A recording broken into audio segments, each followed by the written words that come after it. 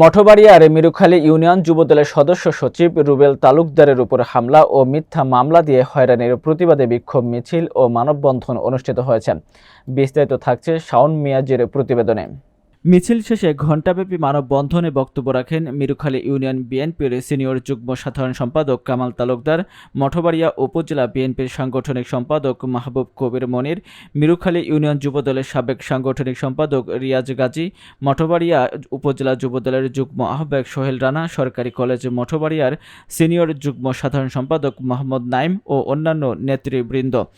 Video কলে বক্তব্য দেন মঠবাড়িয়া পৌর বিএনপির আহ্বায়ক KM হুমায়ুন কবির।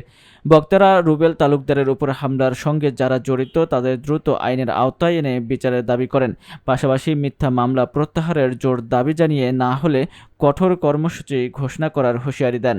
বলতে চাচ্ছে আমার ছোট ভাইকে হত্যা করে আমরা রাজি না হলে তারা জামাত পরিচয় দিয়ে মঠবাড়িয়ায় কালকে রাতে একটি মামলা FIR করেছেন আমাদের নামে।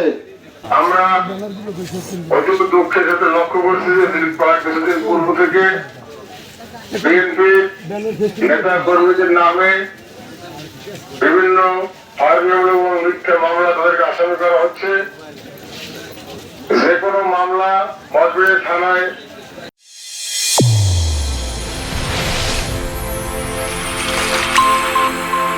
চ্যানেল A1 হৃদয়ের স্পন্দন।